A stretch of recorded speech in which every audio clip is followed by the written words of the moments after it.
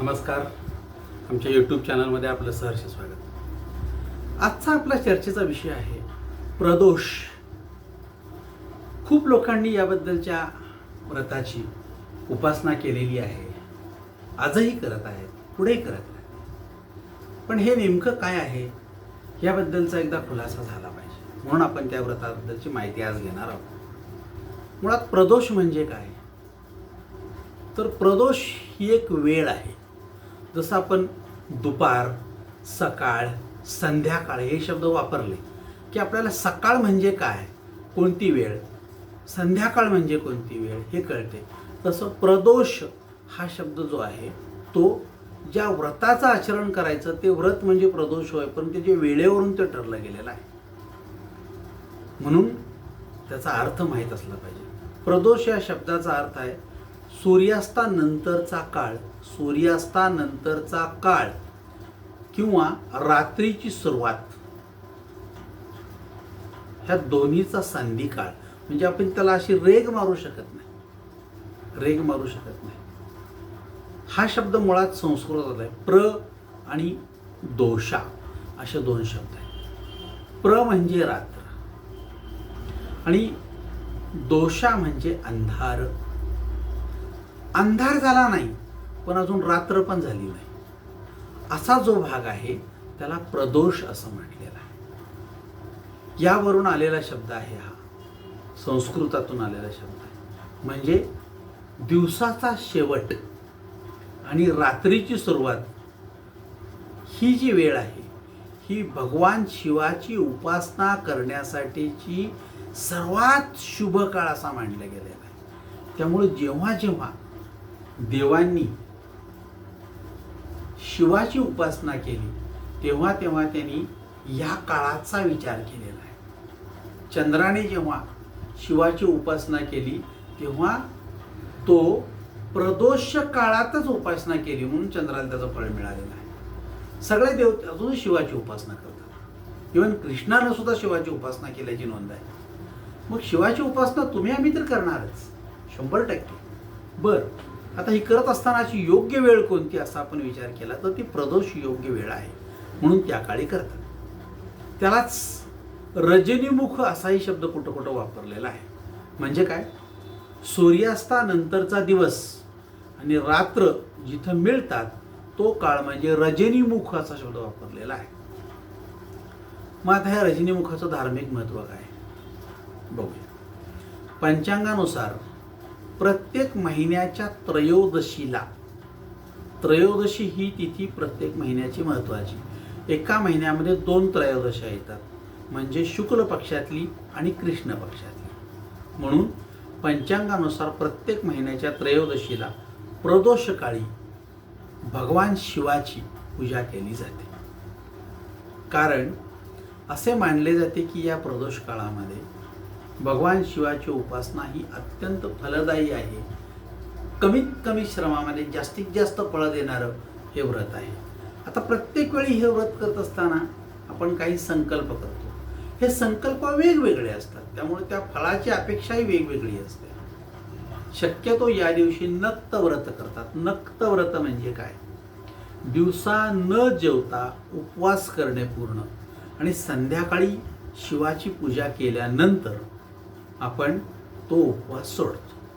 आता शिवाची पूजा हा जर शब्द बघितला तर त्यामध्ये पांढरी फुलं, पांढरा दही भात, पांढऱ्या रंगाचं कापड, पांढऱ्या रंगाची वस्त्र परिधान करून आपण ह्या शिवाच्या पूजेला फळं मिळवण्याचा प्रयत्न करतो, जेणेकरून अतिशय आनंद आपल्याला होतो.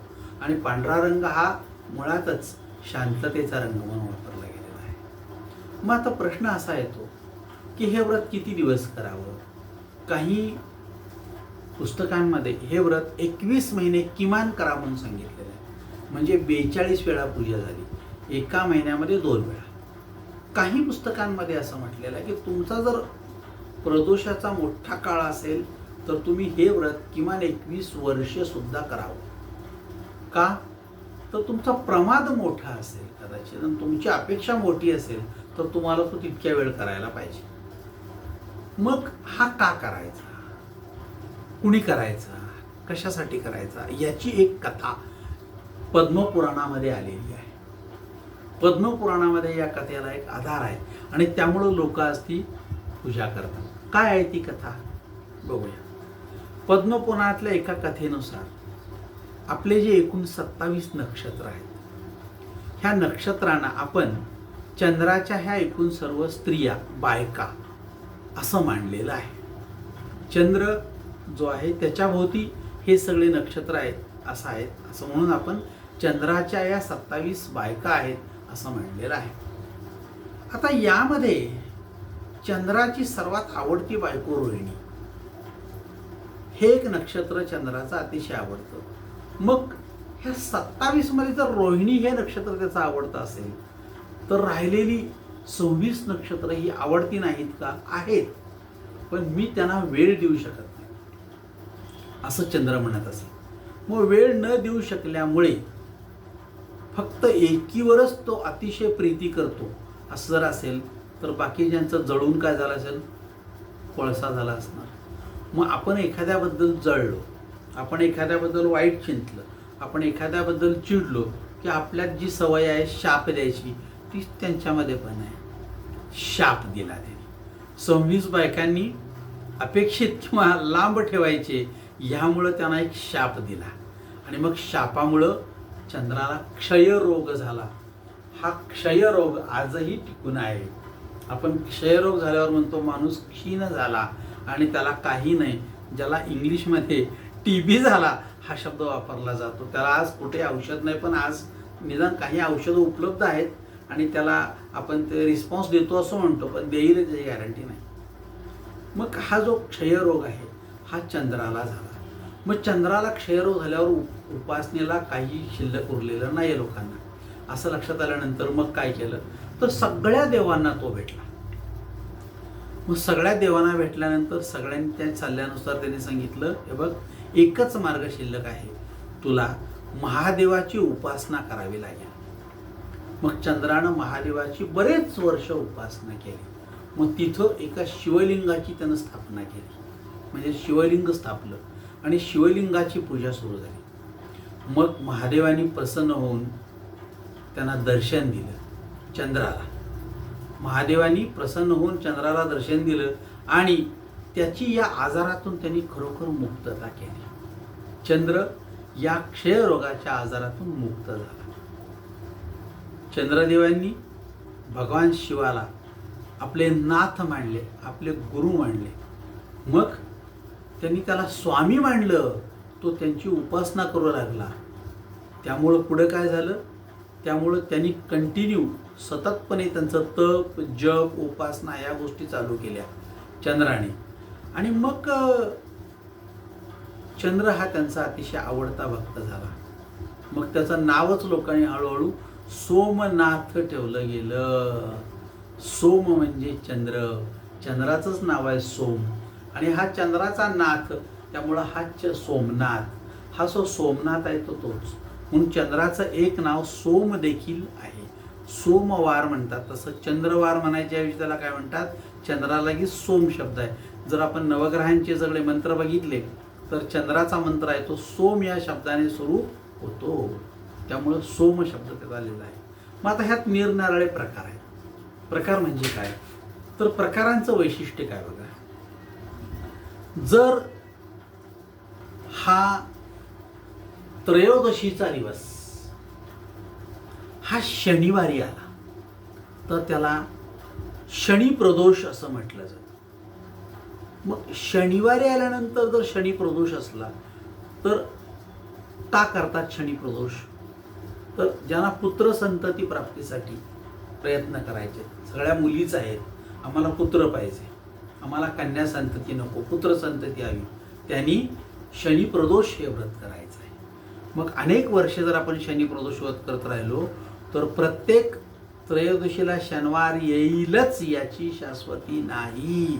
मग तुम्ही ते करायचे तर किती दिवस करावं लागतील बघा. आत्ता एक येईल शनिवार आणि पुन्हा 2 वर्षानं पण येईल, मला माहिती नाही.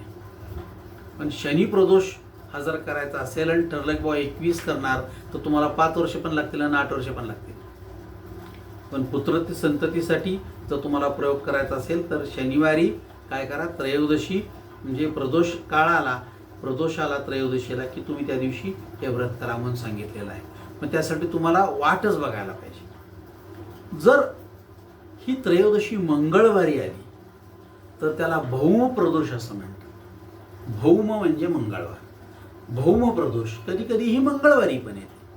मग त्या जर दिवशी मंगळवारी शनी हे आला, शनी प्रदोष आला, तर हा भौम प्रदोष जो आहे तो कशासाठी, जर मंगळवारी आल्यानंतर त्याची जर आम्ही उपासना केली तर आपल्याला कर्जमुक्ती करण्यात येतं, कर्जमुक्त होतो आपण.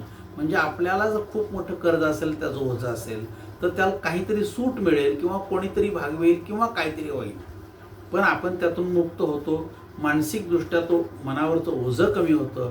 हा एवढा मात्र निश्चितपणे फरक आहे. परंतु तो प्रकार मंगळवार आणि प्रदोष यायला पाहिजे, तो कधीतरीच एकदा येतो. कधी कधी काय होतं, शुक्रवार येतो, शुक्रवारी ही तिथी येते, मग त्याला शुक्र प्रदोष असं म्हटलेलं आहे. मग शुक्र प्रदोष म्हणजे काय, व्यक्तीला जर एखादं आजारपण असेल किंवा घरातील कोणाला असेल आणि ते कमी व्हावं म्हणून जर कोण प्रार्थना करत असेल, नवरा आजारी आहे बायकोने व्रत करावं, बायको आजारी आहे नवऱ्यानं व्रत करावं, मुलं आजारी आहेत बायकोने किंवा नवऱ्यानं व्रत करावं किंवा आजीनं करावं, असे कोणीतरी संकल्प करतात की हे आजारपण जाऊ दे. आणि कधीही न जाणारं आजारपण सुद्धा घरामध्ये असू शकतं. अशा वेळी जर तुम्ही आरोग्याच्या वृद्धीसाठी, आयुष्याच्या वृद्धीसाठी आणि आरोग्य आमचं जे आहे ते उत्तम चांगलं असलं पाहिजे यासाठी जर प्रयत्न केला तर शुक्रवारी आलेला प्रदोष, शुक्र प्रदोष म्हणून येतो, त्याची पूजा करा. तुम्हाला भगवान शिवाचा निश्चितपणे आशीर्वाद मिळेल असं धर्मशास्त्र सांगतं. काही वेळेला उलट होतं. म्हणजे काय, शनिवार येत नाही, मंगळवार येत नाही, शुक्रवार येत नाही, मग रविवार येतो. मग रविवारी जर ही तिथी आली असता त्याला अर्क प्रदोष शब्द वापरलेला आहे. अर्क प्रदोष म्हणजे काय, आरोग्य आणि समृद्धी ह्या दोन गोष्टी एकत्र मिळायच्या असतील तर रविवारी तुम्हाला ही त्रयोदशी तिथी मिळाली पाहिजे आणि तिची तुम्ही पूजा त्या दिवशी भगवान शंकरांची आपण काय करायला पाहिजे, पूजा. पण रविवारी आला आणि प्रदोष आला तर आम्ही सक्षम पाहिजे की हो, आम्हाला पूजा करता आली पाहिजे, आम्हाला सोयरसुतक नसलं पाहिजे, अडचणी नसल्या पाहिजेत, घरातली अडचण नसली पाहिजे, आम्ही सक्षम असलो पाहिजे, पैसे असले पाहिजेत, मानसिकता असली पाहिजे आणि तो रविवारी येतो हे कळलं पाहिजे. ह्याही गोष्टी तितक्याच महत्त्वाच्या आहेत. नाही तर तो काल होता होय, मी जमलं असतं केलं असतं, काय उपयोगाचा नाही. त्यामुळं मग हा कधी कधी सोमवारी पण येतो. सोमवारी जर ही तिथी आली तर त्याला सोम प्रदोष म्हणतो. म्हणजेच काय, व्यक्तीची मानसिकता चांगली ठेवायची असेल, त्याला सत्याच्या बाजूनं प्रत्येक वेळी उभं राहावं आणि चुकीच्या गोष्टी करू नये या प्रकारची मानसिकता त्याची यायची असेल, म्हणजे मनोविकृत व्हायचं नसेल तर सोमवारी हे व्रत करा.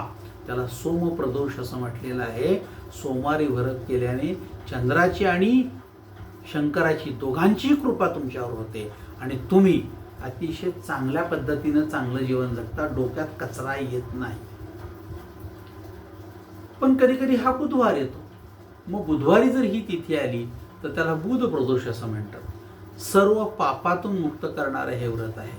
म्हणजे काय, तुम्ही पाप करायची आणि त्या दिवशी बुधवारी तिथी आली की पूजा करायची आणि पाप जातील असं नव्हे.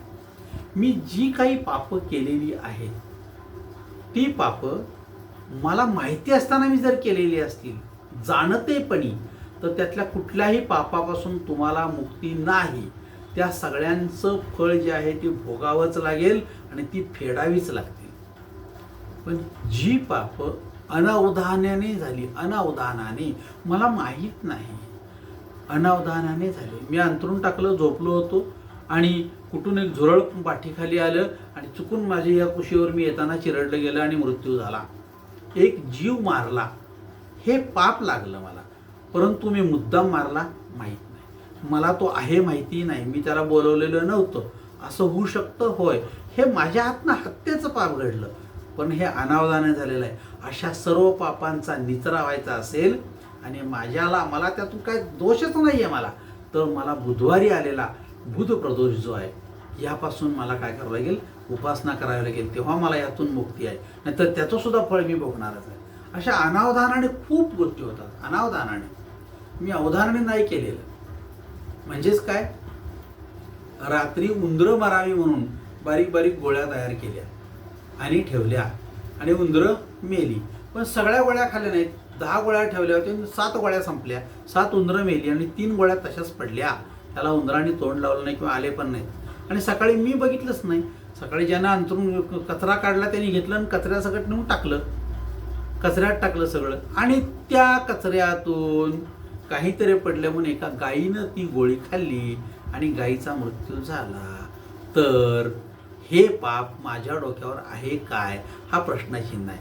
माझ्या अनावधानाने आहे हे खरं आहे, परंतु मी रात्री जर ते ठेवलं आहे तर सकाळी कुठं ठेवलं होतं आणि शिल्लक कुठं आहे ते बघून तिथनं काढून घेऊन ते डिस्पोज करायला पाहिजे. मी जर ते ठेवलं आणि अनभिज्ञ राहिलो तर त्यामुळं होणारं सुद्धा पाप हे माझ्याच माथी मारलं जाणार आहे.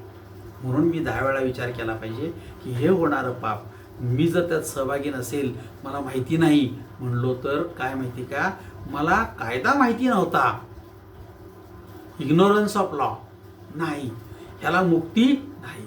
म्हणून 10 वेळा विचार करायचा की माझ्यातून काय चूक होणार असेल तर मी अलर्ट राहिलं पाहिजे. त्यामुळं बुधवारी येणारी तिथी ही तुमची या असल्या सगळ्या पापातून मुक्तता करू शकत नाही, पण जी अनावधानाने झालेली असतील त्यांची मात्र 100% मुक्तता होऊ शकते. त्यामुळं या शिवलिंगाची षोडशोपचार पूजा मनोभावे करावी. शिवाची पूजा करायची याचं कारण असं की जिवंतपणी तर आहेच, पण मृत्यूनंतर सुद्धा मला काही भोग बघावे लागत असतील तर मला तिथं फक्त शिव तारतो म्हणून प्रत्येक स्मशानाच्या बाहेर महादेवाचं मंदिर आहे, त्याला उग्रेश्वर असं नाव आहे. तो त्यानंतर सुद्धा तो तुम्हाला ताब्यात घेतो. स्मशानाच्या बाहेर टेकवलं जातं प्रेत आणि तिथून मग ते सगळं शिवाच्या ताब्यात दिलं जातं. मग तिथून पुढचं सगळं तो बघतोय. त्यामुळं जिवंत असताना देखील तो बघत असेल, पण मृत्यूनंतर देखील आपली विटंबना होऊ शकते. बघा तुम्ही, मृत्यूनंतर देखील विटंबना होऊ शकते. प्रेत बांधून ठेवलंय, 2 तास गाडी चालली नाही, माणसं चाललं नाहीत, जाताना सुटलं, पडलं खाली, टेकवलं, कोणच आलेलं नाही, गुरुजी चाललेलं नाहीत म्हणून 1 तास ठेवलेलं प्रेत मी पाहिलं. पुढे काही वेळेला उलटं होतं, कुठंतरी लांब मृत्यू होतो आणि ते प्रेत मिळतच नाही. मिळालं तर आपण बघितलेलं काही जणांचं मृत्यूनंतर सुद्धा प्रेत मिळत नाही. कुणाचं प्रेत जाळलं माहीत नाही, कुणाचं आणलं माहीत नाही, कुठंतरी नदीत पडलेलं असतं, कुजलेलं असतं, मग कुणाचं आहे काय कळायला मार्ग नाही, नुसतं बोचक्याला बांधून आणलं जातं. आपल्या मृत्यूनंतर सुद्धा हाल व्हायचे नसतील तर महादेवाची उपासना करा, आजच करा. रोज एकदा महादेवाचं स्मरण करा. शिवलिंगाची षोडशोपचार पूजा मनोभावे करावी. याचं कारण फक्त तेवढं आहे. यासाठी काय पाहिजे, तुमचं सातत्य आणि श्रद्धा असली पाहिजे. त्यामुळं फलप्राप्तीची लक्षणे प्रचंड प्रमाणात मिळतात. सातत्य ठेवा आणि श्रद्धा ठेवा. 2 गोष्टी केल्याने तुम्हाला त्याचं उत्तम फळ मिळेल. त्यामुळे प्रदोष हा करत राहा. प्रत्येक व्यक्तीला प्रदोषाची गरज आहे आणि या प्रदोषाचं उत्तम फळ आपल्याला 100% मिळेल अशी प्रार्थना करतो. आपल्याला प्रत्येक प्रदोष जो आहे तो समजावा आणि प्रत्येकाच्या आयुष्यात या प्रदोषाचं महत्त्व समजल्यानंतर त्यानं उपासना करावी आणि त्याला त्याचं फळ मिळावं अशी प्रार्थना व्यक्त करतो आणि थांबतो. आवडलं लाईक करा, शेअर करा, सबस्क्राईब करा. नाही तर आपण पुढच्या का व्हिडिओमध्ये पुन्हा नवीन कुठल्या तरी विषयासाठी भेटणार आहोत. थांबूया. धन्यवाद.